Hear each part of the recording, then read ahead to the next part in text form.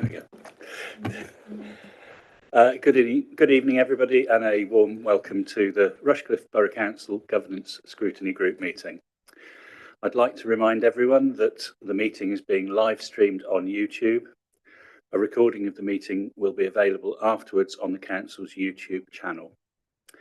In addition, under the local authorities' executive arrangements, Meetings and Access to Information England, Regulations 2012, other people may film, record, tweet or blog from this meeting, and the use of any such images or sound recordings is not under the Council's control. May I remind councillors to please switch your microphones off when you are not speaking, so that the YouTube channel works effectively. Thank you. We've got tonight with us external officers Max Armstrong from BDO and Bethan Frudd from Mazars. So welcome to both of you. And we also have with us from our council tonight, from the finance team, Peter Linfield, Sarah Whitaker, Marie Heald, and then our monitoring officer, Gemma Davis. I'd like now to move to the first item on the agenda, which is apologies for absence. Thank you, Chairman. We have apologies from Councillor Wheeler and Councillor Sims, and we have Councillor Butler here and Councillor Matthews. Thank you. Okay. Item 2 on the agenda is declarations of interest. Are there any declarations of interest? Just as a matter of interest, I did notice, and I hadn't seen it before, that we now have a link to our constitution on declarations of interest, so you can brush up on when you should and shouldn't declare a declaration of interest. So, item 3 on the agenda, minutes of the meeting of the 29th of June 2023. The action points from that. Sorry. Yes, September. Thank you. I should have spotted it too. So September, the action points there have been circulated and confirmed the actions have been done. Are there any comments on those minutes that anyone would like to raise? No? Okay. I will sign those. In fact, I have already signed them in anticipation to help save time. Item 4 on the agenda is the internal audit progress report for Q2. So I'd like to welcome Bethan. Sorry, wrong one. I get it. Max Armstrong from BDO. Sorry, Max.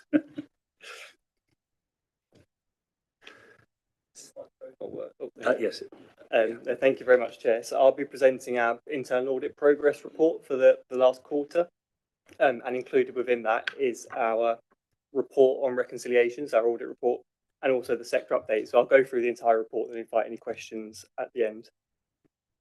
So jumping to page 18 of your packs, this provides the table on our progress, a graphic around the reviews completed and what's left outstanding.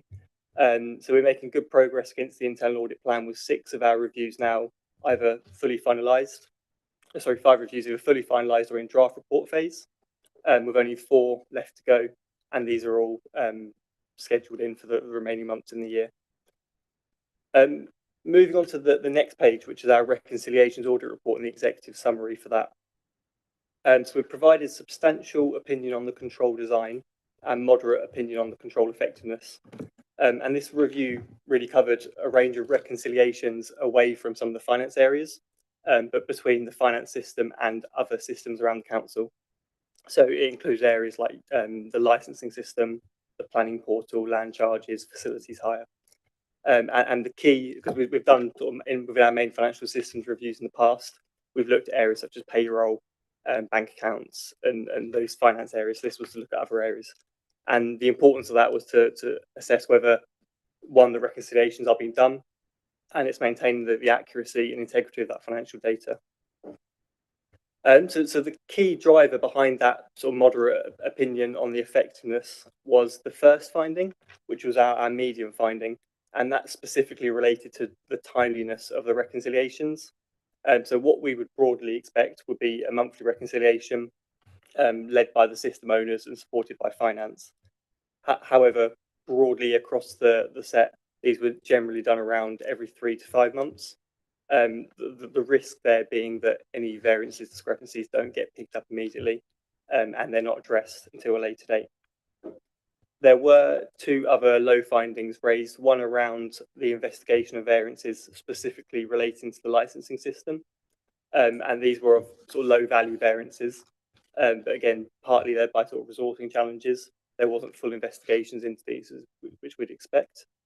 And then finally, around the separation of duties between the person preparing and the person approving the reconciliations. So again, in some, and it probably was more the exception, there wasn't a separation of duties that was sort of documented in evidence. So one of the recommendations there is to sort of recommunicate that to the system owners to set those expectations. Having said that, the opinion broadly represents that it was quite sort of positive processes in place, clear procedure notes and documentation to support the process. It's just sort of tightening up some of those gaps, I guess.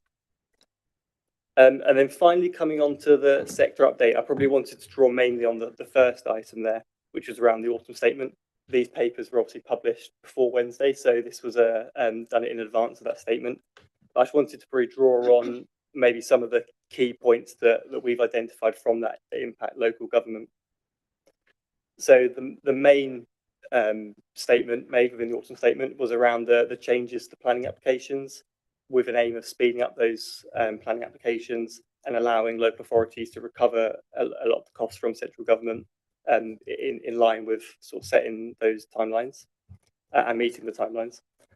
There was £450 million allocated to the local authority housing fund as part of delivering 2,400 new homes. And then finally, another key area was that the freezing of business rates and a 75% discount for retail, hospitality and leisure businesses. So that's our sort of summary in the progress report and the sector update. I'll stop there and invite any questions. Any questions from anyone? Any points that anyone's seen in there that they'd like to raise? No. Sorry. Yes. It's just a really small question. I think, am I right in thinking the separation of duties came up last year, issue? So the separation of duties came up, I think, it was in the finance systems review. So I think it was in relation to payroll reconciliation. Right.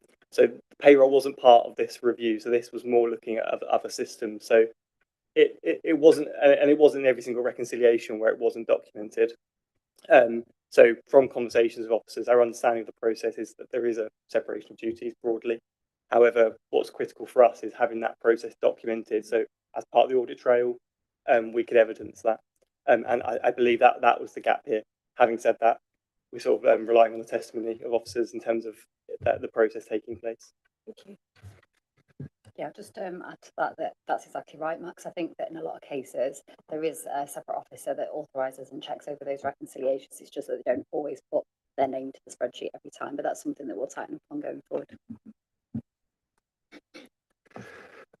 Actually, I've got a question, Max. You mentioned the planning reform. Is that in detail yet, or is that something we're still going to wait for? I haven't really. I saw it briefly in the statement. I'm not one of these people that glues himself to every political announcement, but obviously I'm aware of the fact that was made. But you've obviously looked at it. Is it something that's going to come in very quickly, or is it just a wish list? So I believe it's been put in a little bit of detail, and I'm not 100% sure on the timelines as to when that will happen. What I think is maybe slightly less clear is obviously we've mentioned that there will be central government support to speed up applications, critically on major applications where the timelines then aren't met. I believe that applicants will be able to seek refunds for some of the costs there. I don't believe it's clear at this stage on whether councils will be able to recover that from central government. Pete, looks like you may be able to provide a bit more of an answer on that. I think that as with a lot of these sort of things, the devil in the detail is yet to be formed. So in that particular case, it is about a lot of it's to do with charge and full cost recovery, developing your own charges. So there's I suspect quite a lot of water to go under the bridge before that actually comes to fruition. Okay. Any other questions from anybody else? Okay, so thanks, Max. it's very comprehensive. So basically, as a committee, we're just asked to recognise the report. Get my agenda back up. So in the recommendation in part 2 of the report is that it's recommended that the Government Scrutiny Group considers the Q2 progress report prepared for the Council's internal auditor. And on the basis that we've got no more further questions, can I take it that we've considered that recommendation? Thank you. So that brings us on to the external audit completion report. We're going to take both the external audit and the statements of accounts together as a whole. So I'll hand over to Betham to start us off there. Thank you, Chair. So I firstly just want to clarify a couple of typos in the cover sheet. So paragraph 3.1 refers to the 2021 Code of Practice. That should be the 22-23. And the reference to the background paper says the statement of accounts 21-22. That should be 22-23. And also in the list of appendices, it should be the audit completion report 22-23. So moving on to the completion report. To summarise, we have substantially completed our audit of the financial statements for 22-23, and we anticipate issuing an unqualified opinion. The outstanding areas are detailed in section 2 on page 39. Since the time of writing the report, we have now completed the work on related parties, as well as the outstanding work on the business rates, income, creditors and reserves. So the only outstanding item on the audit is therefore pensions, which is due to the fact that we're yet to receive the requested assurance letter from the pension fund auditor.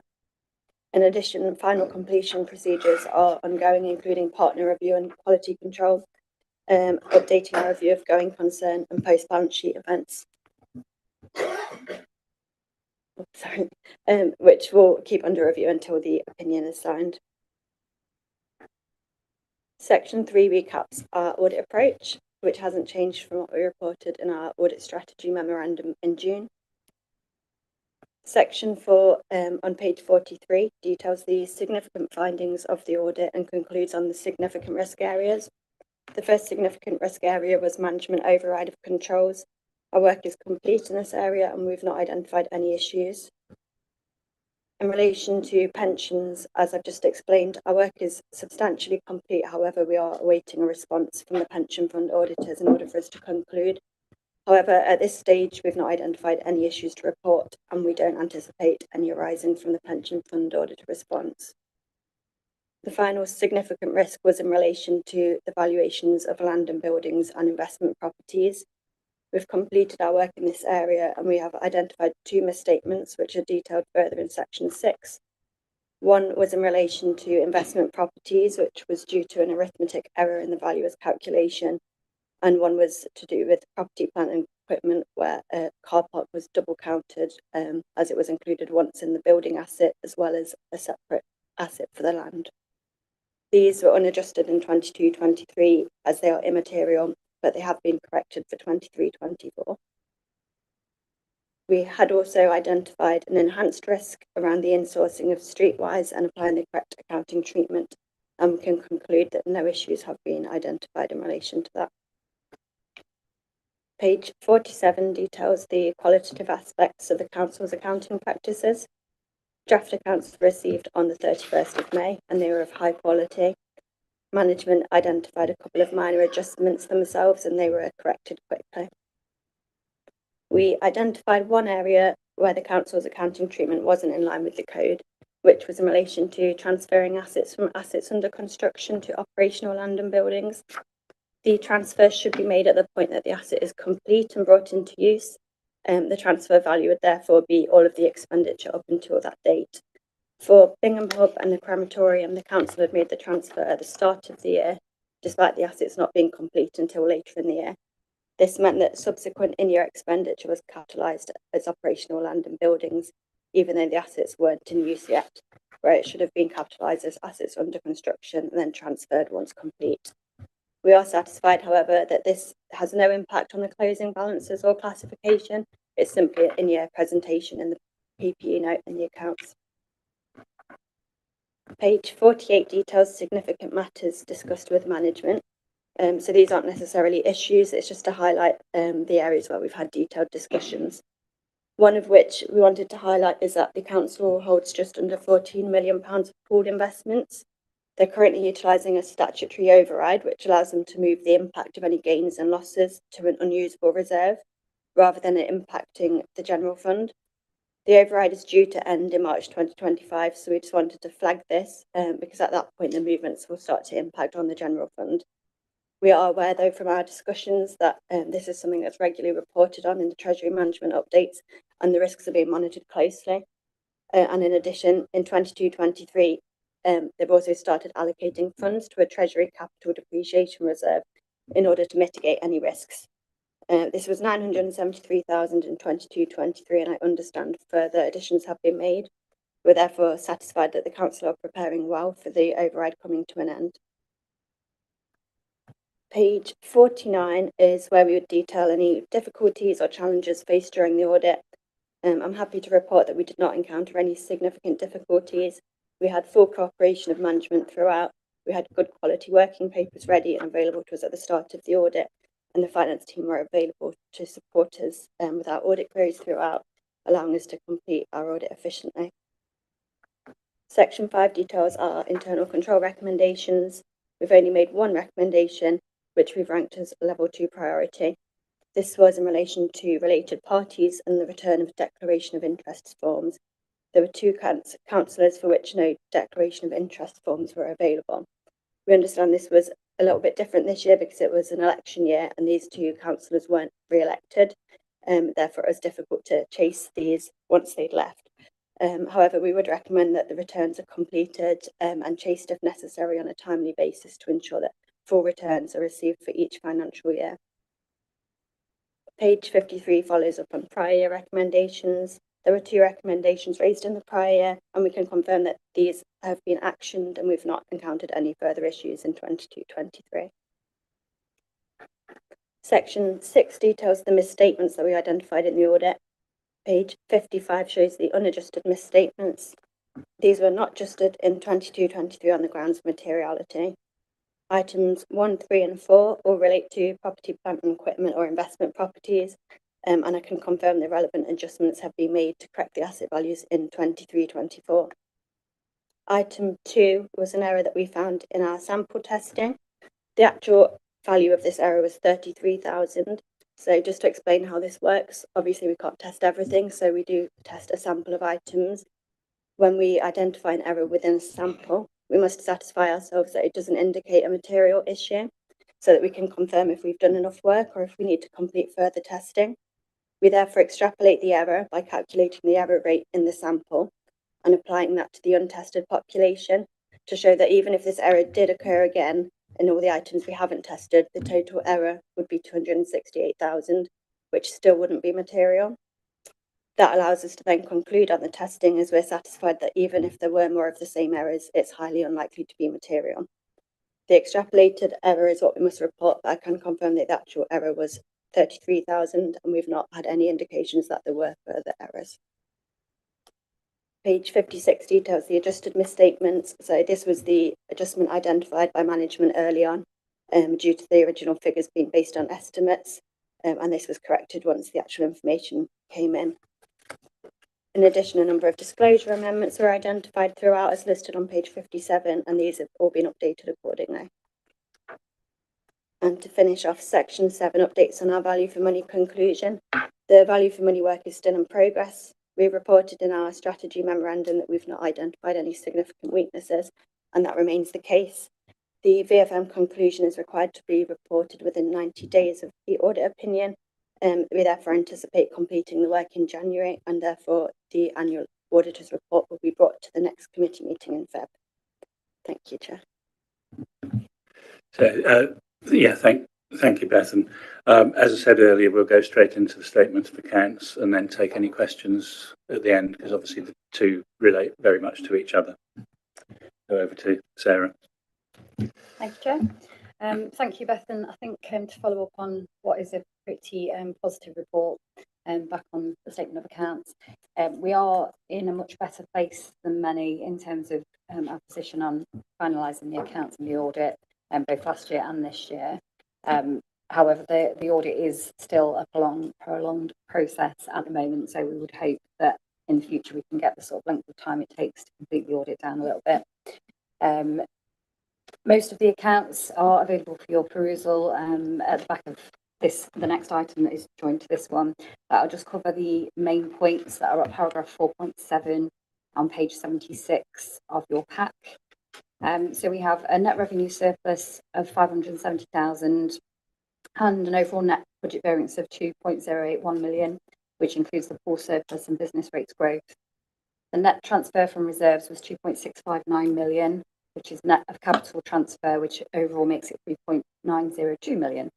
Most significantly, this was made up of the release of collection fund reserve to offset a deficit from previous years, mostly in relation to COVID and additional reliefs that were given. We had a 4.866 transfer to reserves, mostly made up of new homes bonus, a transfer to the organisation stabilisation reserves to meet carry forwards and appropriations to reserves. But we also created, as Bethan referred to earlier, the Treasury Capital Depreciation Reserve at 973,000. We transferred 8.767 million to release from the collection fund deficit of 3.707, the use of new homes bonus to offset MRP mostly in relation to the arena and the Copgrove master plan. And we also had some planned transfers from reserves to meet revenue commitments. We have an overall net worth, which has increased by 59.423 to 106,271. Most of this is in relation to the pension fund, which in last year alone increased just over 43 million. Our investments held at 31st of March 23 totaled 60.125 million, slightly down from the previous year at 67.785 million. And overall earmarked reserves balances of 19.673 million, again down from 23.575, mostly in relation to the collection fund reserve, as previously mentioned. The general fund remains at 2.604 million, as it has in recent years. There is also a summary of main areas of capital expenditure, which were operational land and buildings, mostly Bingham Hub and Crematorium, and some other grants and contributions in relation to energy efficiency and some home upgrades. There was some vehicle, plants and equipment at 2.134 million. Most significant out of these was the cremator at the new Rushcliffe Oaks Crematorium. And it was mostly funded by internal borrowing, capital receipts and grants, and there has been no need again to externally borrow in this financial year.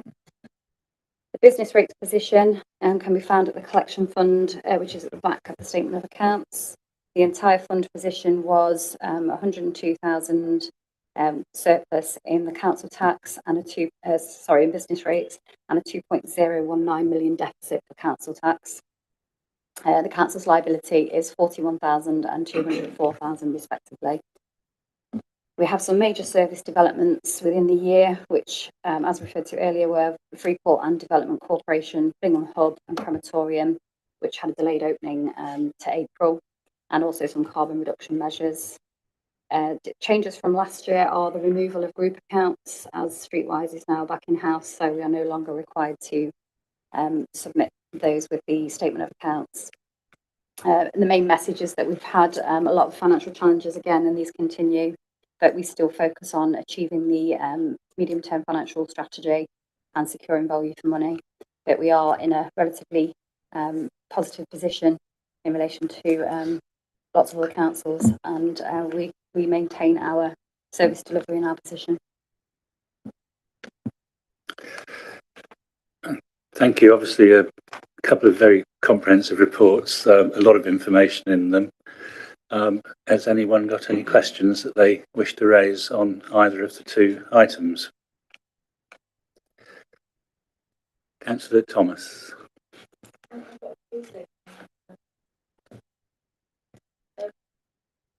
On page 48, there's talk of the section 106 fund.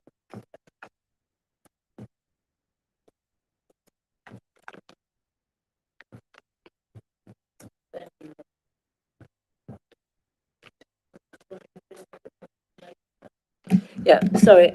On page 48, there's talk of the section 106 funding. and issues with them not being spent. And I was wondering if we could have a bit more information on that, please.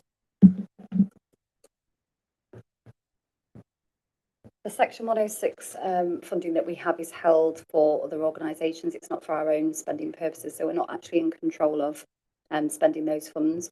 We do send reminders out to those parties that are related to the spend to remind them that they have got these funds available and to try and sort of prompt some movement in the projects, but it's out of our control, unfortunately. I was just wondering about the timing of those reminders. There was an implication that it was done when there was a repayment clause within the next 12 months, which seems to me as though it might be a little late in the day to actually start chasing up the partner organisations to spend their funds. The other thing I'd point out at this stage is that the growth boards had quite a significant role, certainly the one in East League did, in contacting partners and moving forward spend on the funds of Section 106 monies. And as we're taking those out in some places, I'm just wondering how that role is going to be carried on in future. I don't know all the detail of what goes on in the planning team, but I do understand that they do regularly engage with the county council with frequent updates to look at potential projects, and they also do raise this information with them upon full receipt of the Section 106, and then again at a time where it's nearing expiry. Could I just ask why it was brought up as a significant finding in the terms of the accounts? Thank you. Yeah, it was just something that we looked into because it's a significant balance in the account. So it was something raised up on the partner review. So we just looked into it to see sort of how much is outstanding of that. But once we discussed it with the council and understood their processes and that they do send these reminders and that they've not had to make any repayments due to expiry periods, that was fine. So it wasn't an issue as such. It was just something that we discussed to find more information about. Okay. Okay. Did you want any more information on the growth boards and how any work would be? I don't know if Mr. Linfield can add anything through what's gone through the cabinet recently about the growth boards. Not particularly, no. Okay. So my understanding was that there would be projects, so in somewhere like East League, where there's specific things to be done, you can actually. Yeah, I think my point is that the growth boards used to have a roundup with the partner organisations of Section 106 funds, and it used to be looked at fairly regularly in that forum, as well as the controls that have already been mentioned in terms of contacting them. I realise this isn't particularly, part of this finance issue, but I think it is an important issue.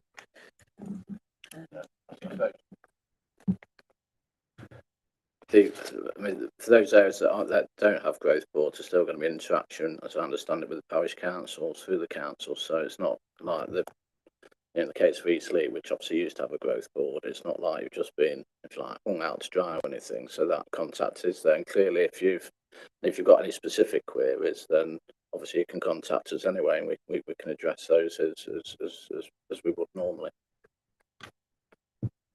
I think that's what I was trying to flesh out, basically. Okay, any further questions, Councillor?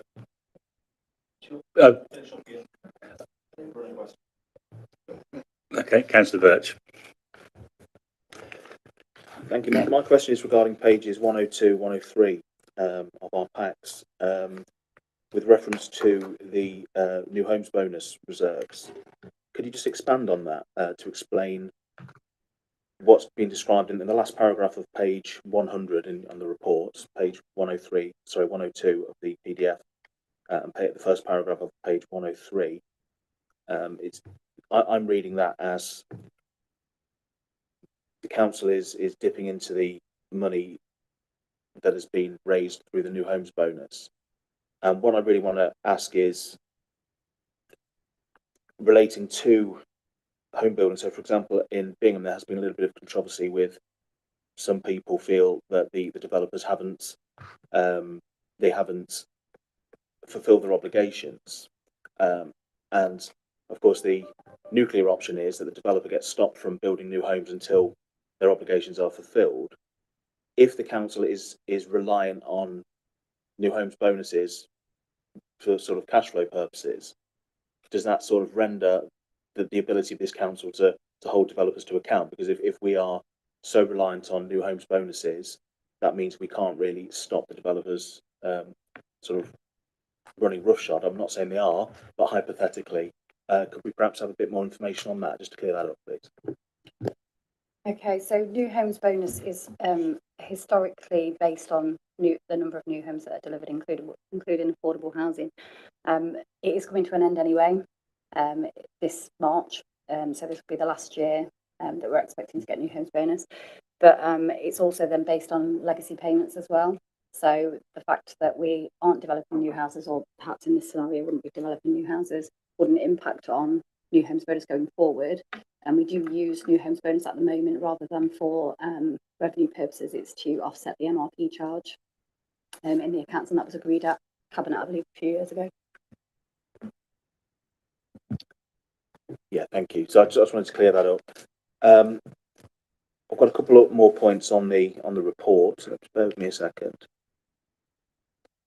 Could you just expand on page 49, which is the miscalculation on the Bingham hub? It was an error of £101,000, I believe, which isn't an insignificant sum. How has that been miscalculated?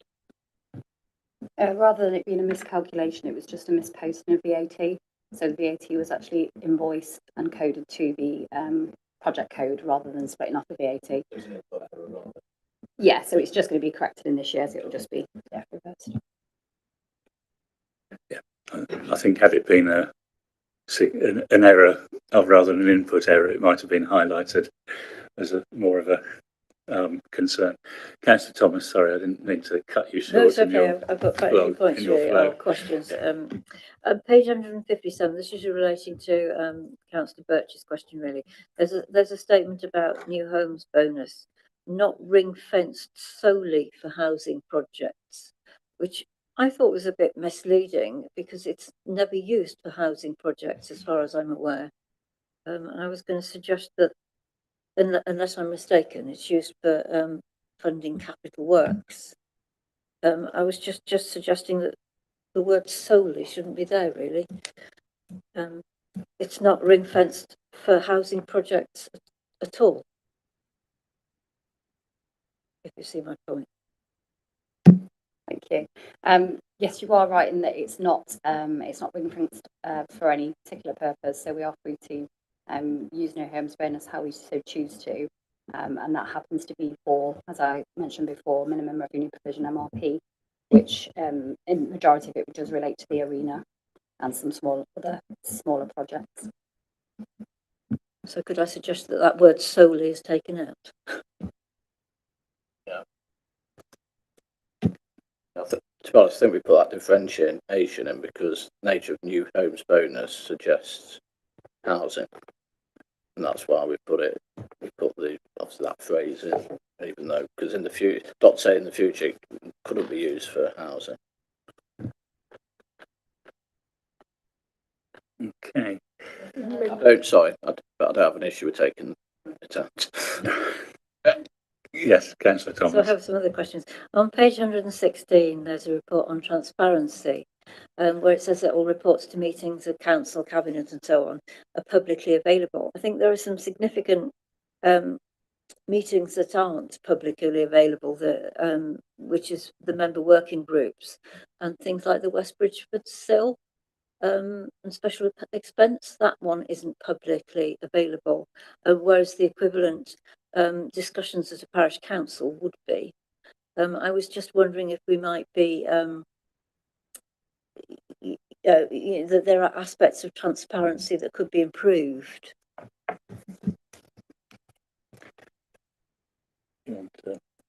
Neither of you want to comment on that? I was just going to say that it doesn't actually say working groups as well. It does state council, cabinet, scrutiny groups, and other committees. But if you're saying that those aren't publicly available, I mean, the council will wait for member working groups. The nature of them they are working groups. That's why we do not publish detailed minutes in relation to working groups. Yeah, I think my point was that perhaps they should. Well, perhaps we'll agree to disagree. Councillor Gowland. Sorry, can I come back on that point though? I mean, the SIL meetings are not a working group, I don't think. The West West Bridgeford Bridgeford Special Expenses Group. Yeah, well, we can look at that. That's probably a fair point. So I'll take that back and speak with the Chief Executive. Okay. On page 112, there are several thematic areas. I was just wondering how these are constructed and you know, sort of going forward, how we decide what's in that list. There's a statement that says the budget will still focus this coming year on the following thematic areas to be balanced in future years, and then it lists four things, A, B, C, and D. I'm just wondering how that list of thematic areas comes before council. The area that I'm thinking of that, you know, perhaps might need to be included at some stage is resolving issues on estates that have got management charges and investment that might be needed to do that, or money that might be needed to do that, for instance. Whether you know, there should be a budget line for that at some stage, and that or other issues that needed to be considered as a thematic area. How do we get them raised? Thank you.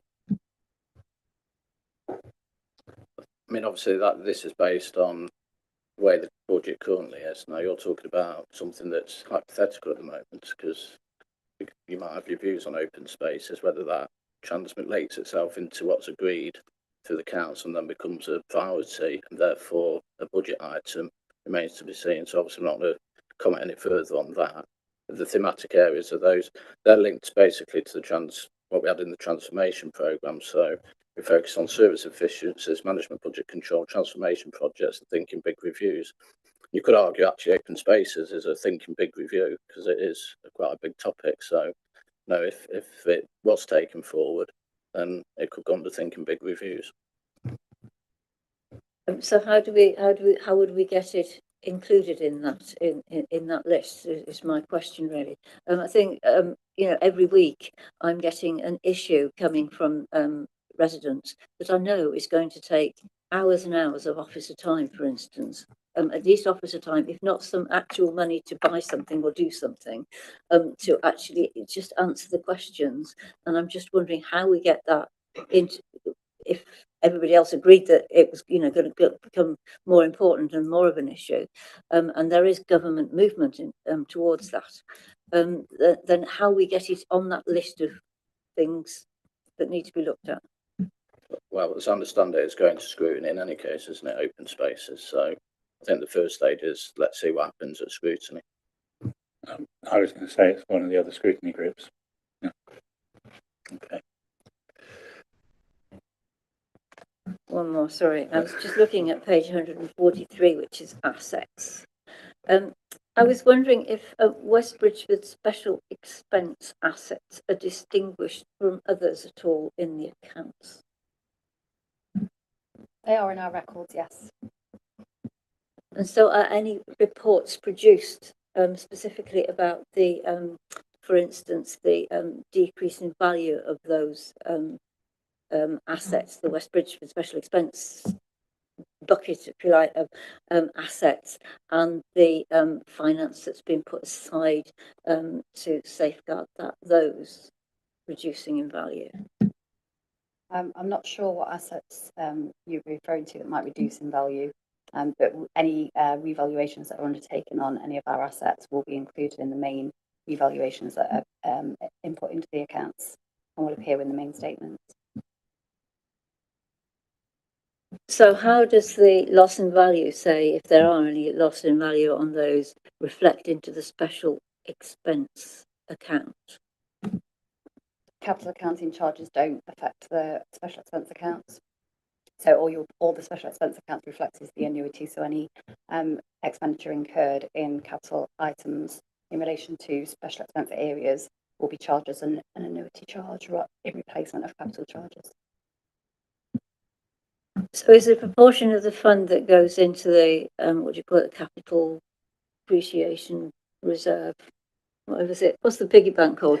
Is the proportion of that relates to West Bridgeford special expense area assets translated into an annuity charge in the West Bridgeford special expense?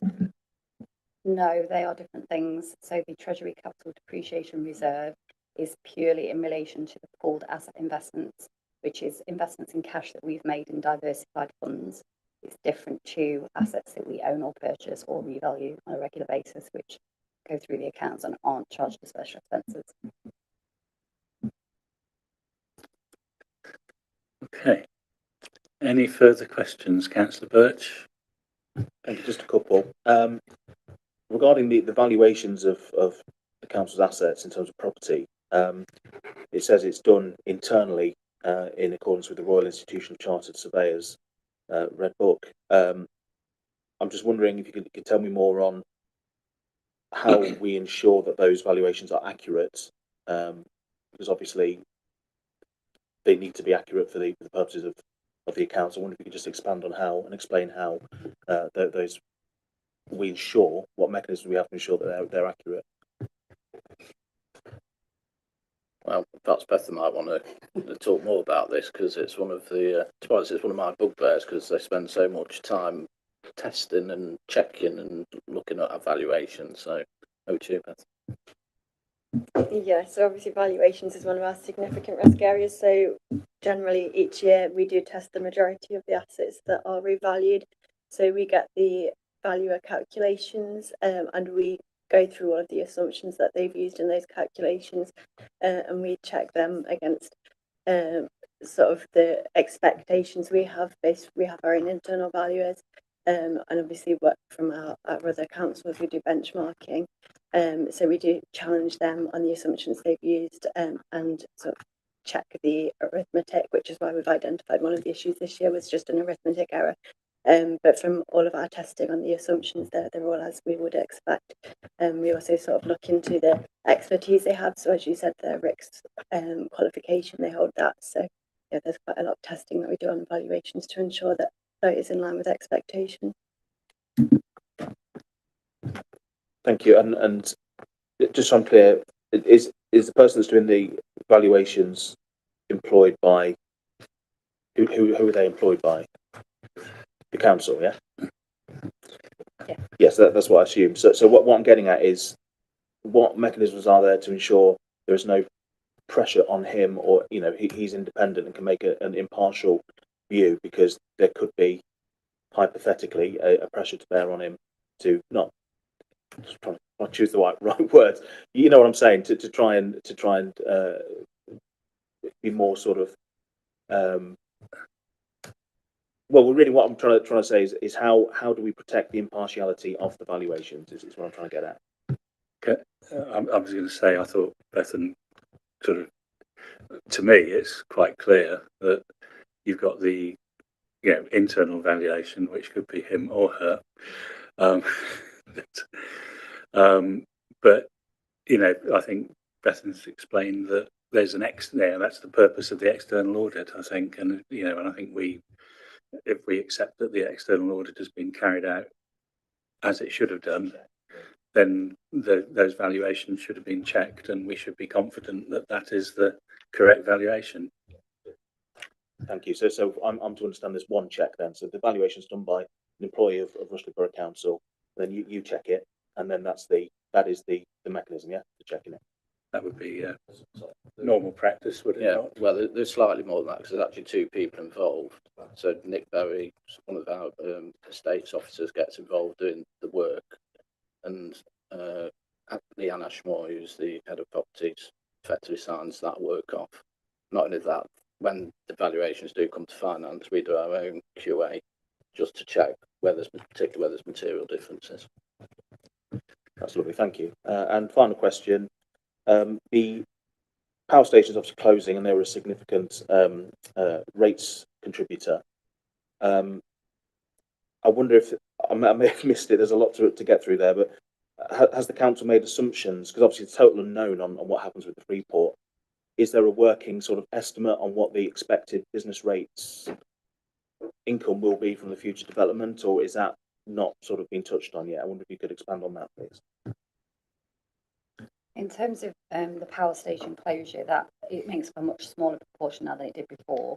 So we factor that into our calculations when we work out our estimated business rates going forward. In terms of the Freeport, we do work on a no detriment basis, that we'll be no worse off with the Freeport than we were before. But it's difficult to know at this stage what potential generation there might be for extra business rates, although there are models that are being worked on in terms of forecasting what that potentially might be in terms of the space that's involved and potential businesses that might develop on that site. And just on that, before I ask this last question, can I just take officer advice? Though I substituted into the development framework group, I think it was called. You can tell I'm a sub, I can't remember what it's called. Am I able to speak on that? Because it wasn't a public meeting. I'm able to speak on something that was said in that meeting. The LDF, Local Development Framework. Yeah. Is there? It probably depends what you're going to say. I asked a question, so he answered. I'm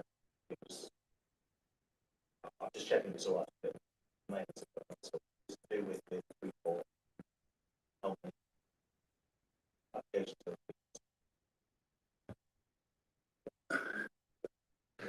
I think if it's,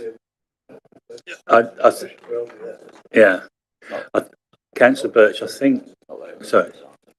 think it's probably not relevant here, but I think you need to discuss with the monitoring officer where it might be relevant if you can ask it, because if it's something that was said at the LDF that's of a confidential nature, and sometimes we are given I think sometimes confidential information is disclosed. So I think what I'm trying to say is that at this point, I prefer you not to answer that question if it's going to create any issues. I will veer on the side of caution then and won't ask it.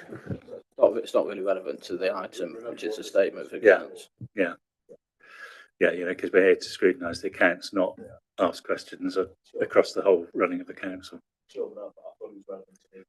Okay. No. Does that? Okay. Councillor Gowland, do you? I have a question. I'm not quite sure. I'm sure it is relevant to the report. It relates to a question I asked at the overview committee about what it is that is the annuity charge. I now know what the annuity charge in West Bridgford is, and now I want to know what it is historically it is related to. So it's charges that have been charged to the West Bridgford SIL for things that have been done historically, and would it be possible to have a list of those, please? Yes, it's. Sorry.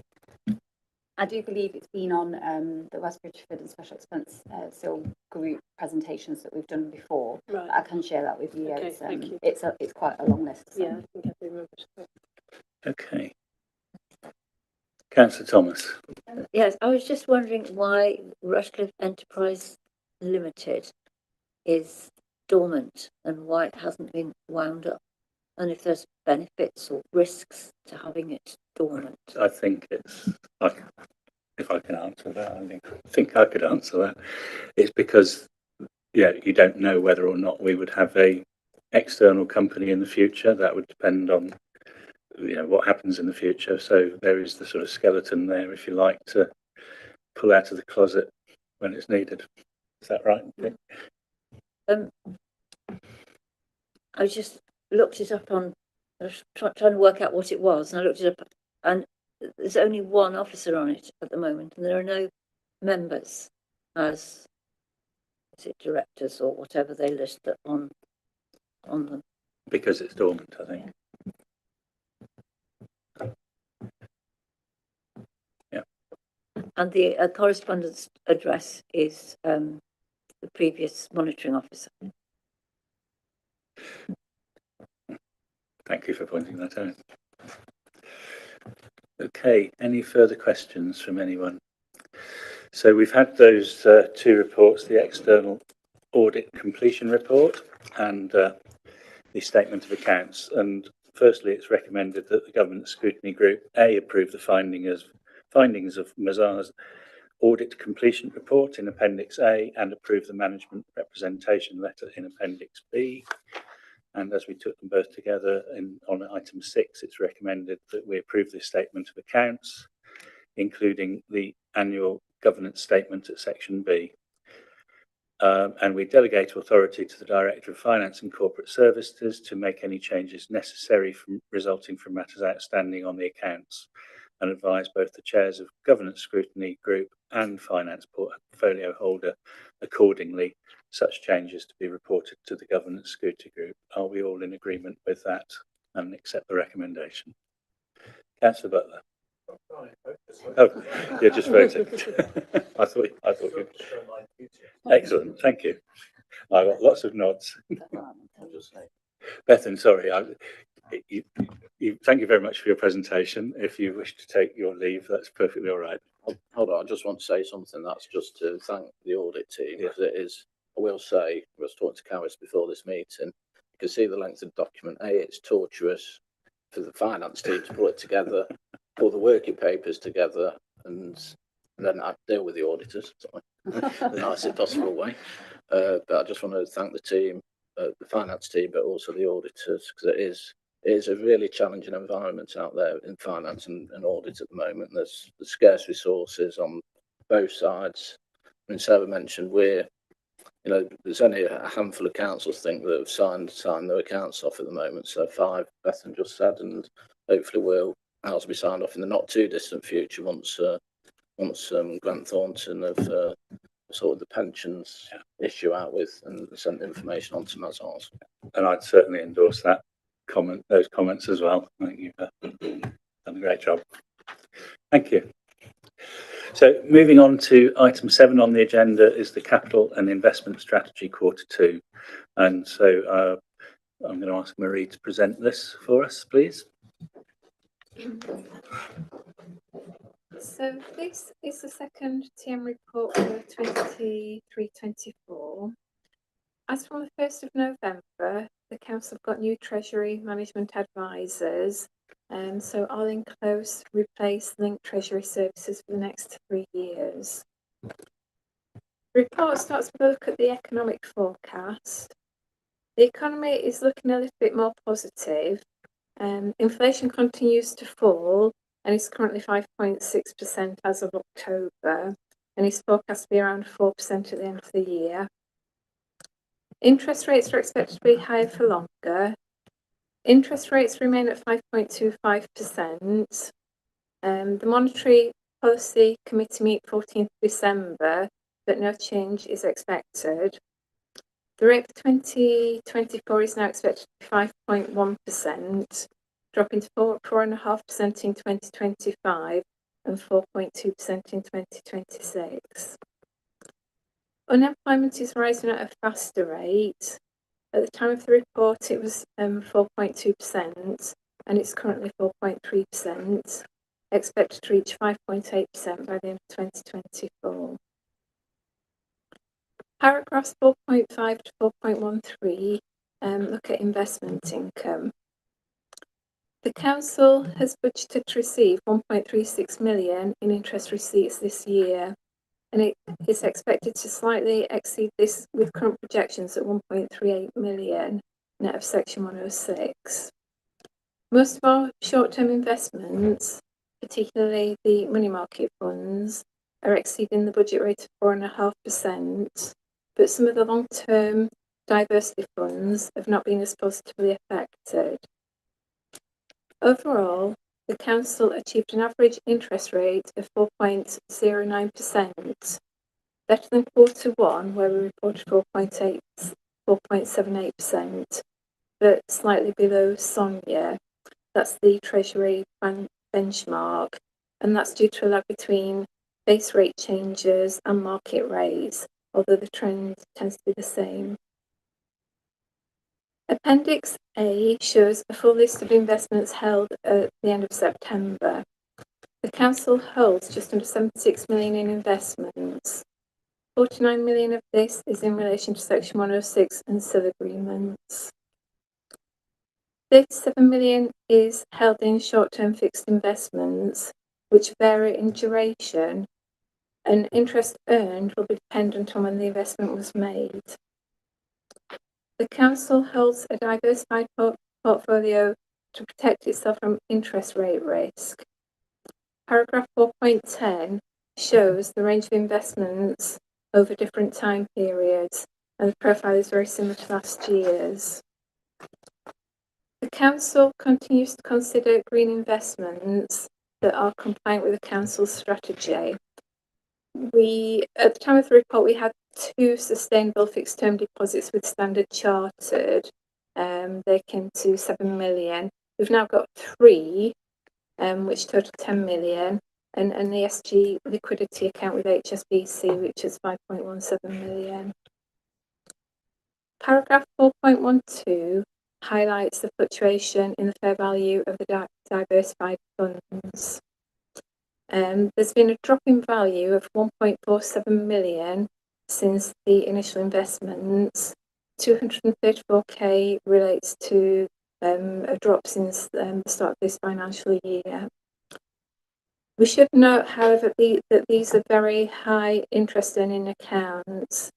For 22-23, the annualised income return was 4.12% versus the average bank rate of 2.3%. So these funds are volatile and affected by political and economic instability. And as Beckham mentioned earlier, there is a statutory override in place until March 2025. So the impact of this theoretical loss doesn't impact on the revenue accounts at the moment, but there's uncertainty around what will happen after this date. This risk has been largely mitigated by appropriations to a pooled funds reserve, which currently stands at 1.234 million.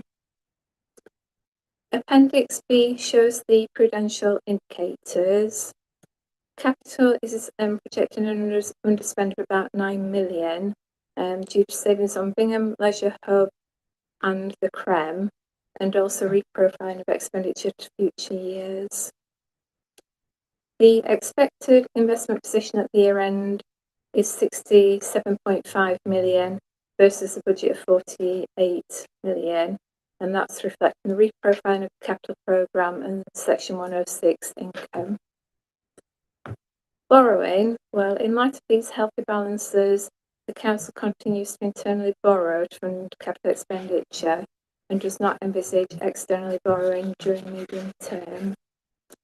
The CFR, the capital financing requirement, and the Council's underlying need to borrow is anticipated to be 12.011 million in 23-24 compared to 13.266 million in 22-23, and that's as a result of MRP repayments.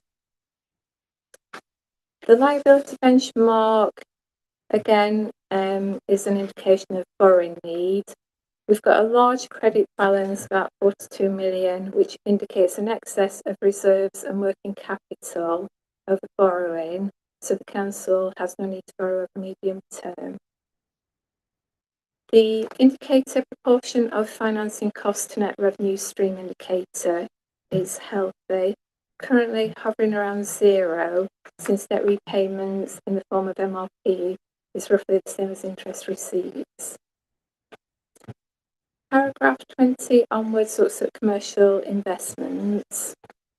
The Council minimises its exposure to risk by spreading investments across sectors, and that's shown graphically in 4.22. It also avoids over-reliance on speculative activity. Currently, investment income from commercial activity accounts for approximately 15% of the council's total income, well within the maximum of 30% stipulated in the investment strategy. Appendix A shows income from commercial and service investment as a percentage of net revenue streams. This is projected to be 8.12%, slightly lower than predicted in Q1, which was 11.9%, due to revised projections on the CREM.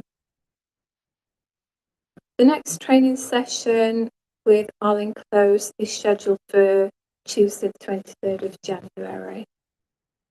So in conclusion, interest rates have stabilised and are having a positive effect on returns, but a weakening economic outlook in terms of inflation, political climate, war in the Ukraine and Middle East is still having a negative effect on the capital value of some of the council's investments. The statutory override is in place, preventing any accounting loss impacting on the revenue accounts, but this is due to end 31st of March 2025. So the council will continue to monitor the situation and take advice from our Treasury advisors on close. Any questions? Any questions from anybody? Councillor Calvert. Yeah, just focusing in on paragraph 4.9, which another question about section 106 and CIL agreements. It says that as part of the agreement, interest has to be paid over once funds are released. I just want to know what the process was there. This is that's a big sum of money, say 50 million, that's getting interest. I think it's a bigger quote about who's that interest paid to?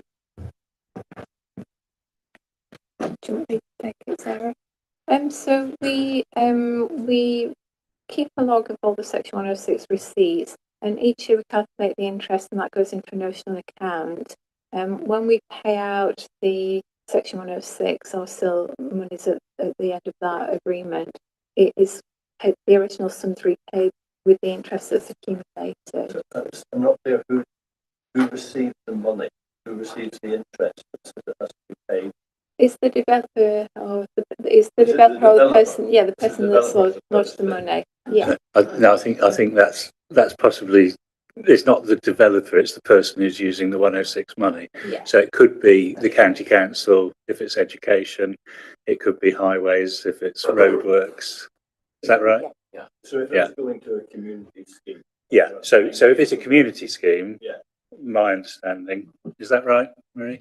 Yeah. It's basically whoever the recipient of the SIL or 106 money is gets the interest. Yeah. That's an important point. Yeah. Councillor On.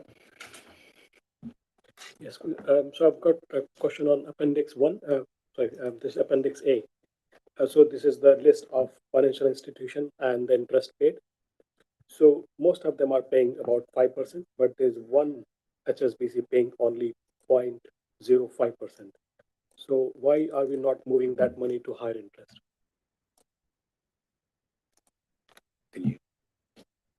So that account is basically our current account where we basically do our day-to-day dealings with, and it's a very low interest earning account, but that's our day-to-day bank account.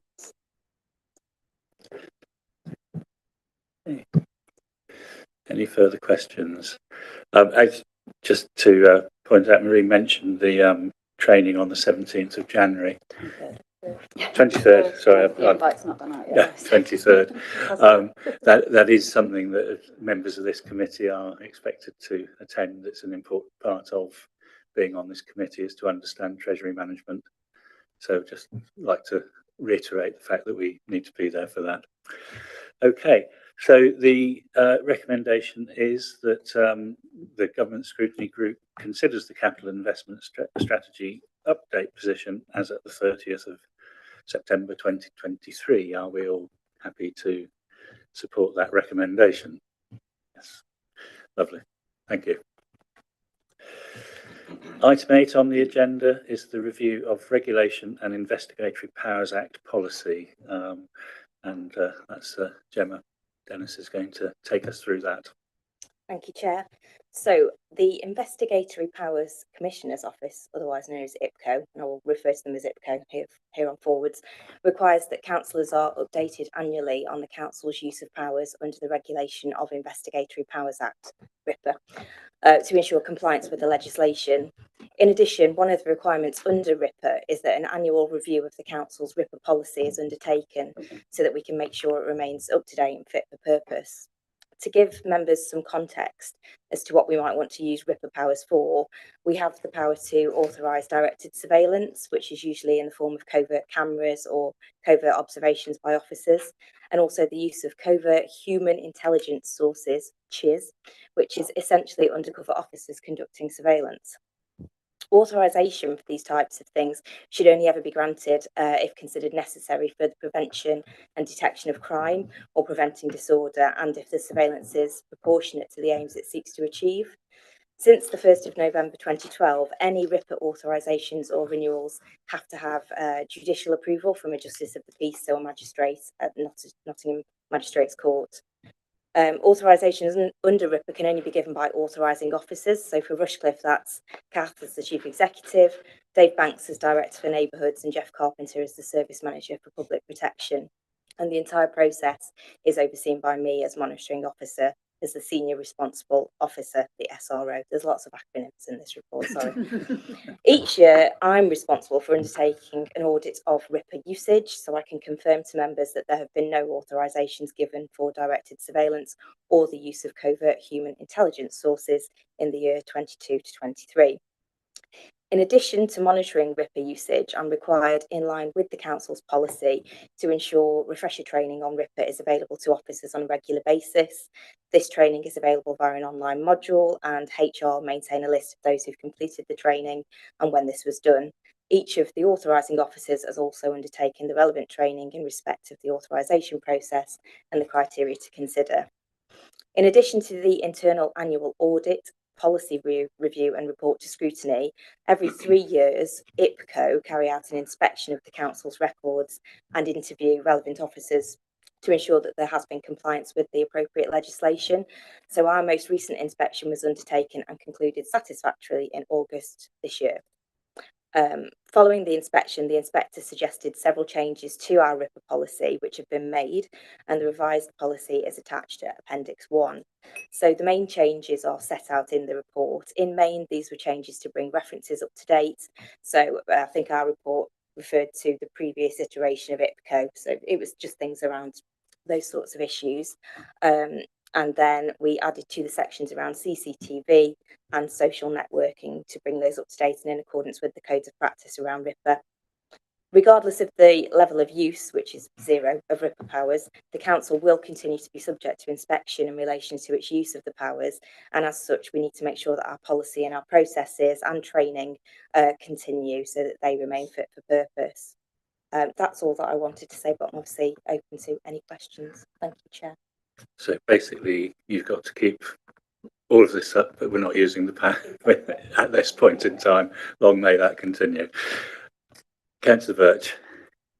Just a quick one. So just to throw an example out there, in my ward, there's been a couple of instances of graffiti at the local parks. So that's obviously council-owned land, and in this particular case, it's actually on the same property as the village hall, which the parish owns. If hypothetically we wanted to put some CCTV there, what would the process be? Would it be how does one go about sort of requesting that? And is it a big old bureaucratic event, or is it relatively simple? I think the first point is that for CCTV, it's not generally caught by RIPA because it's not covert. We will have CCTV cameras around the borough, and people's attention is directed to the fact that they're there. I misspoke. I mean, just covert cameras that would be hidden to catch the culprits. I think probably the first option would be, do we have some CCTV like we would do anywhere else to try and deter people because they know it's there rather than doing anything covert. But if we were to decide that something covert was necessary, yes, it would be going through these processes. So there's a form to fill in, which would go to one of the 3 authorising officers, and they would determine whether it's necessary, is it proportionate to do that, and then we would need to go to the magistrates court and they would consider it and decide whether to approve that or not. Right.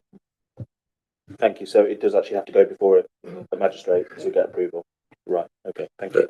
But you're also saying in the first instance there's other routes to go before you have to get that far, which is possibly why I do know as borough we have had CCTV surveillance of things, but it's not covert, but it's been there as a deterrent basically, and that's so I think there's other routes. Any other questions on that, Councillor Calvert? Thank you. Yeah, just the paragraph 4.4 is to do with the training. I'm just wondering which officers and how many would be monitored in terms of the training. Is it limited to the authorising officer? No, not at all. So you would find, for example, the majority of staff working within environmental health, licensing. So it's potentially the officers who might have a need to use these powers. Yeah. Okay, Councillor Thomas. It's just coming on from that really in terms of training. Is training for members considered at all? I mean, I'm not suggesting necessarily sitting down in front of modules, but I mean, it's the first awareness I've had of it, and general awareness, not because it's happening, but because if it did happen, it could be very significant. So that was one question. And the other question is, do other councils in Nottinghamshire, are there instances where the councils are using these powers? And do we have any experience of the sorts of things that come up? First question around training. I don't believe that we've offered anything around RIPA specifically, but if you wanted some training, I'm sure we could arrange that. Maybe it could be slipped in with something else. It's probably only 10 minutes awareness or something, but I think it's quite important that people are aware that it is a thing, if you know what I mean. Yeah, absolutely. I'm sure we can put something on that covers that, and then it's out for anybody who's got an interest and wants to know more. In terms of other councils, local authority use, as I understand it, is minimal. It's more sort of bigger organisations. So I think we're just monitored to make sure that if it is used, it's done correctly. But I'm not really aware of any instances. The type of things that I think you might have it used for would be, for example, the car boot sales, people selling things that they shouldn't be, and you could have perhaps an officer going and pretending just to be a normal member of the public and buying something from somebody. So that's the type of thing you'd be looking at. It is the type of work that environmental health cover potentially, but I suppose there could be other instances. If you are very interested, the codes of practice around RIPA, you asked, do have significant sort of examples of when you might have it used and in what. But so if you've got a spare couple of hours and you've got nothing else to do, then I would recommend them. Councillor Butler. Similar to the fly tipping question, I seem to recall, maybe, I mean, time goes quickly, but fly tipping issues, we sometimes see signs out and about saying this area has been monitored for fly tipping. Are those signs necessarily linked into this legislation, or are they just perhaps signs that warn people that they might be?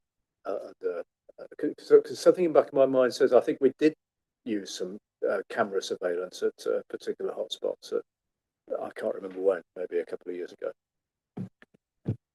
So because that wouldn't be covert, because we're telling people whether there is a camera there or it's a sign that perhaps there isn't a camera there, but because we've informed people that they might be being watched, it wouldn't be covered by this. So it's only where it's covert that we need the authorisation. Yeah. Okay, thank you very much. So we have before us a recommendation, or the review of the regulation. It's recommended that we consider the information provided regarding the Council's use of the RIPA powers, endorse the updates to the Council's RIPA policy in line with the IPCO inspection recommendations. Are we all happy to do that? Thank you. Thank you. Marie, sorry, I should have said when you'd finished your presentation, you're perfectly at liberty to leave. I'm not holding you captive, honestly, so if you wish to go.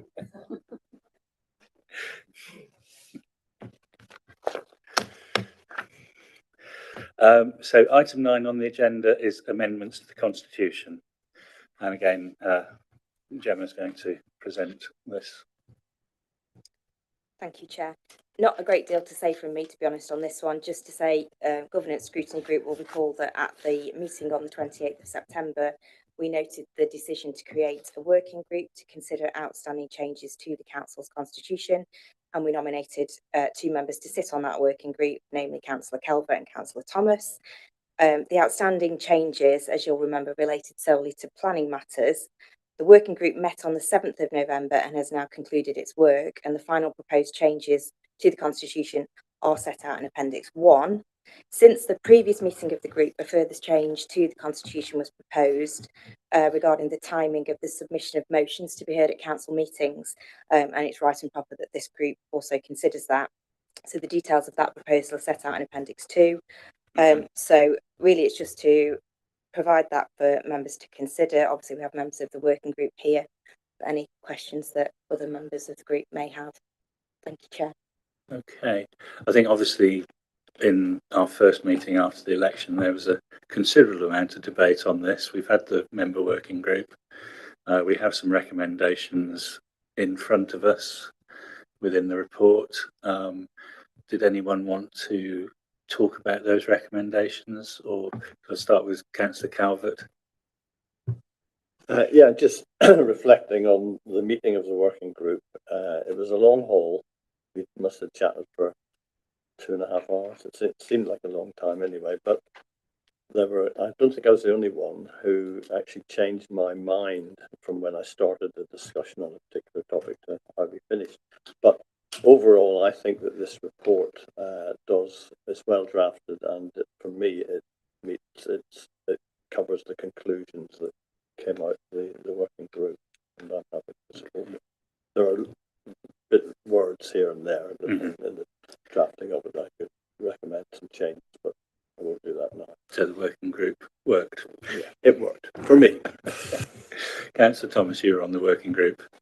Yes, the working group was actually a very positive experience. Everybody was working together in a way that was really very heartening, and we did make a lot of progress. I think there are one or two. The trouble is, it didn't come back through us again before it came here. So there are one or two, typographical things that I'm sure we can take up back through the group that aren't going to be contentious. There was one issue that struck me really, and that is that the order of speakers has been changed at planning committee, and it wasn't obvious to me that during the discussions that that's what we were doing.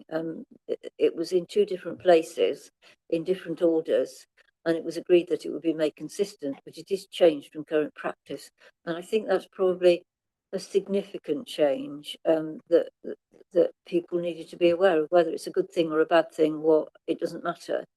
At the moment, the applicant speaks first, and then the objector, and then the ward member, and it's now changed so that the objector speaks first, and then the applicant, and then the ward member, and I think that's a significant change. And actually, it might be better if it was left a bit more fluid, so that it was at the chair's discretion in what order they spoke, to be honest. So I just thought I'd raise people's awareness of that, because I hadn't realised at the meeting that we were making that decision. Can I just come back on that? I can pick that up with the officers. Apologies, I wasn't obviously involved in that working group, and I've tried to translate the notes that came out of that as accurately as I can. They have been checked with officers, but that I think may potentially not be intentional. So I think we need to just check that that is as it should be, and if not, then we'll revert to the original order. So we're saying that's something that can be taken up outside of this meeting. So Councillor Birch, you just a quick one, and just want to say thank you to the working group for the work you've done. Thank you for that. Paragraph 42, sorry, page 42, paragraph 3.43, where it says such a request should be made within the statutory consultee timescale of 21 days. That clause there, is there sort of a mechanism in place where councillors will be informed of that? Because obviously it's in the constitution, it's gospel, and I'm just worried that with this change it may be missed by certain councillors unless they get an email or a prompt Is there anything that can be done to make sure councillors are made aware of that?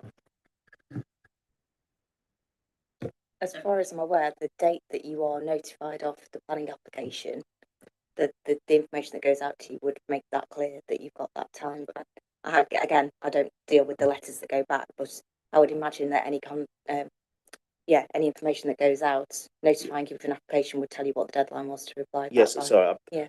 Very, very badly worded question. Let me try again. So at the minute you get you sign in and you've got your in tray and it says how many days are left, but that's quite flexible as it stands because you can go a day or two over and it's quite flexible, I think. I'm just wondering how to make councillors aware of this change. I know it will be mentioned, but it's it's one of them things where people get bombarded with information and little details like this get missed. I just wonder if that can be something that might need to be people made aware of. Any comment on that? I think you're quite right. There is always a bit of flexibility, and if somebody makes a valid comment about an application, which is what generally the consultation process is for, it's making comments about applications, potentially not necessarily calling them into committee. Then we wouldn't discount a comment just because it's been received outside of that statutory deadline. I think this is obviously slightly more important because it does trigger the application potentially going to committee. So you'd be probably right. We just probably need to highlight that to members that if you're going to do this, that's what the case is. Yeah. So, because at the moment, obviously, you do every planning application, you get an email notifying you of the application. You also have your inbox. I know, and presumably, well, no, not presumably, but if you need more time, you can ask the planning officer if it's a couple of days. That's certainly what has happened in the past. As long as we're saying that that's not going to. So, for example, a parish council can still write to the officer and say the parish council meeting isn't until such and such. Can you extend it? And when it's a couple of days, that's fine. And I think I think we have had debates about this, and part of the reason, obviously, there is a statutory responsibility to make decisions on planning, but at the same time, it's important that we as members have the opportunity to make our comments.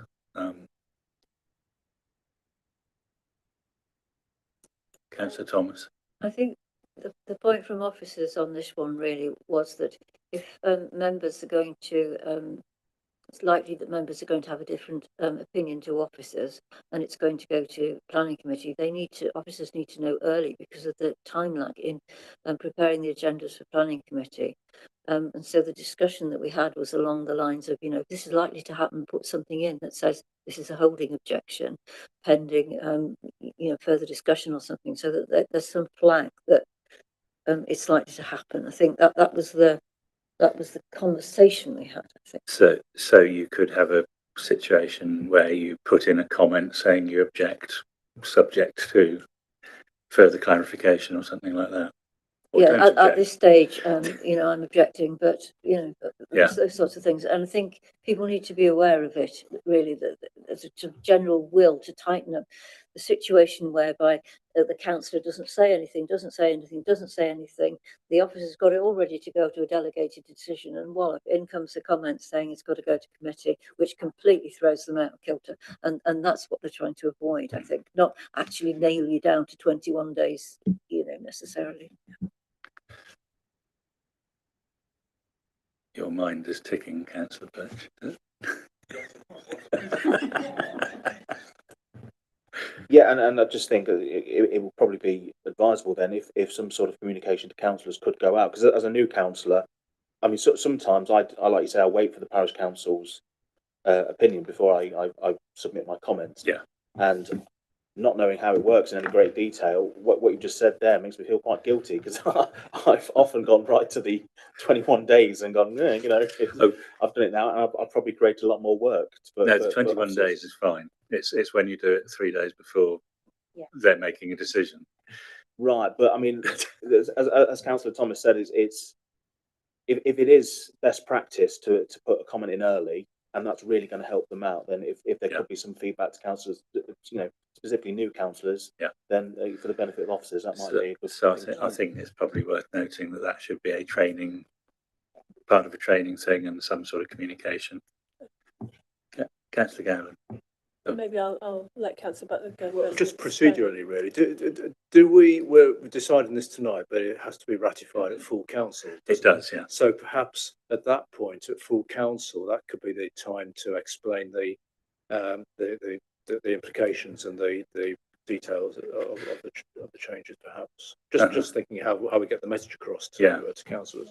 Yeah, that would, yes, because obviously this does go to full council. So I think we should ask that the comments made here should be taken on board and considered when it's presented to full council.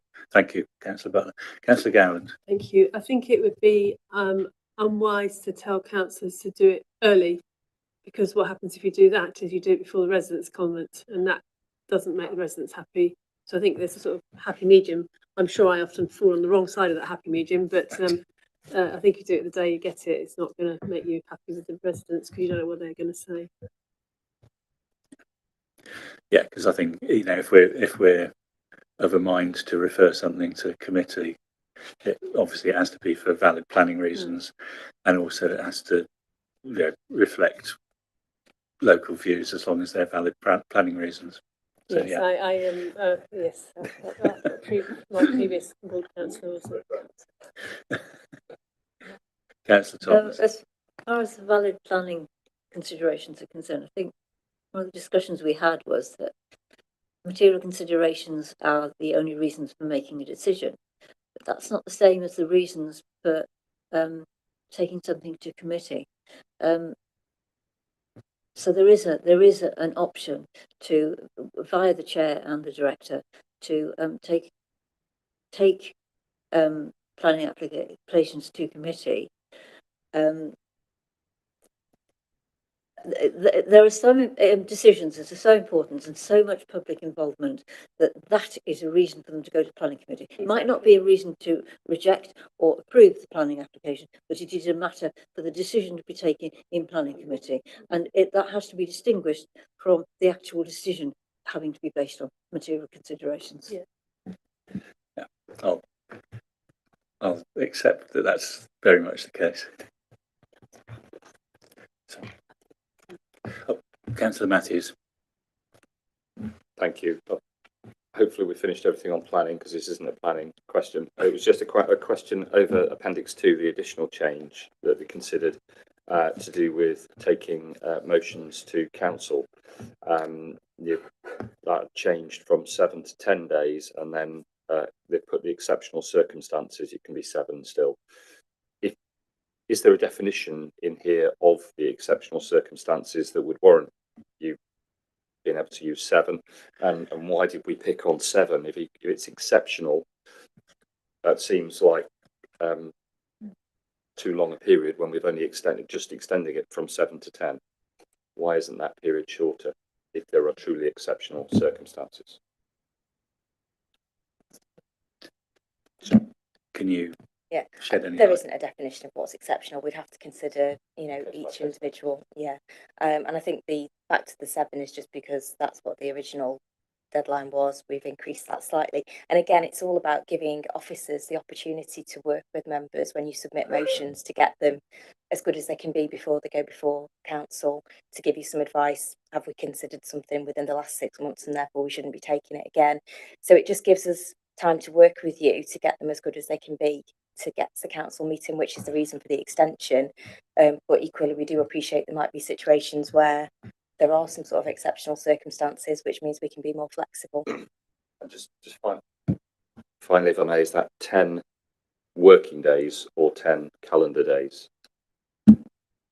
It's clear working days. Working days. Okay. Any further comments? So I think we're being asked to recommend that obviously we made a few comments, particularly in relation to the timing and the 21 days and how that can be expanded on when it comes to full council, just to make it clearer. And if there's any way of creating reminders for councillors. But I think other than that, we're happy to recommend those proposed changes prior to consideration for council. Does everyone agree with that? Yep. Okay. Thank you very much. Which brings us to the final point on the agenda, which is the Governance Scrutiny Group work programme. Thank you, Chair. I shall not keep you very much longer. We have a work programme which, as we know, is usually quite full. So the February agenda is already looking quite heavy. There is a possible chance that the external audit plan may not be ready for this group, depending on where the auditors are at the stage where we get to in February, but we're hopeful it will be. So the only thing I would propose on that is that we, I guess, reserve a slightly earlier start if the agenda doesn't change and we are with those that number of items on the agenda, if we want to propose that. Yeah, so is everybody happy on this committee that if this agenda for February stays as it is, that we actually take an early start at 6:30? Yeah. It's a full county council meeting that day, but I think it will be finished by then. Yeah. You sure? Should do. Okay. I won't try. Councillor Calvert. I notice that the June date is to be confirmed. Is there any date by which we might find out what the diary will be for the following year? Because I got caught out quite a lot this year. I might be able to answer that. It's confirmed at full council in May. Oh, right. But the dates are we're working on the dates now.